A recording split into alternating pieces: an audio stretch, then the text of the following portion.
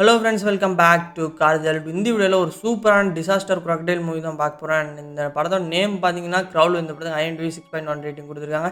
இந்த படம் அதுவும் தமிழ் டாப்பில் அவைலபிளாக இருக்குது. இந்த படத்தோட லிங்க் நான் டிஸ்கிரிப்ஷனில் கொடுக்குறேன், டச் பண்ணி டவுன்லோட் பண்ணி பாருங்கள்.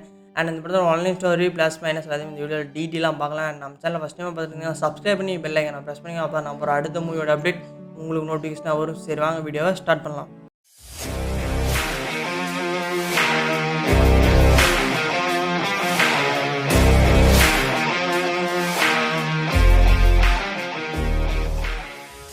ராகுல் 2019 இந்த படம் ரிலீஸ் ஆகிருக்கு. இந்த படத்தோட ஆன்லைன் ஸ்டோரி பார்த்தீங்கன்னா, நம்ம ஹீரோனி ஒரு நீச்சல் காம்படிஷனில் இருக்காங்க. அதுக்கப்புறம் அவங்க அக்காட்டிருந்து ஒரு ஃபோன் வருது, இந்த மாதிரி சூறாவளி வேறு வந்துகிட்டு இருக்கு, நம்ம அப்பா ஃபோன் பண்ணால் எடுக்க மாட்டேங்கிறாரு அப்படிங்கிறாங்க. சரி, நான் போய் அப்பாவை பார்க்குறேன் அப்படின்னு சொல்லிட்டு நம்ம ஹீரோனி அவங்க வீட்டில் போய் அவங்க அப்பாவை பார்ப்பாங்க. ஆனால் அவங்க அப்பா இருக்க மாட்டாங்க. ஒருவேளை பழைய வீட்டுக்கு போயிருப்பாங்களோ அப்படின்னு நினச்சிட்டு அவங்க பழைய வீட்டில் போய் பார்ப்பாங்க. அந்த பழைய வீட்டு அண்டர் கிரவுண்டு கீழே அவங்க அப்பா மயங்கி போட்டு கிடப்பாரு. ஏன்னு பார்த்தீங்கன்னா, அவங்க அப்பாவோட தோல் பட்டையில் பயங்கரமாக காயமாயிருக்கும். ஏன்னா அந்த பழைய வீட்டோட பக்கத்தில் இருக்கிற ஒரு லேக் இருக்கும், ஏரி இருக்கும். அதில் பார்த்திங்கன்னா நிறைய முதலி இருக்கும். ஏரியும் டேஞ்சர்னு போர்டு வேறு மாட்டி வச்சுருப்பாங்களா.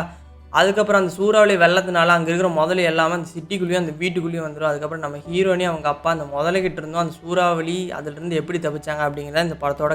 எனக்கு டிசாஸ்டர் மூவி crocodile மூவிலாம் ரொம்ப பிடிக்கும் ப்ரோ அப்படின்னீங்கன்னா கண்டிப்பாக இந்த படத்தை இது பார்த்துருங்க. ஒரு ஒர்த்தான மூவி தான். படத்தோட ப்ளஸ் எல்லாம் பார்த்தீங்கன்னா ஸ்டோரி, ஸ்க்ரீன் ப்ளே, விசுவல் எல்லாமே சூப்பராக இருந்துச்சு.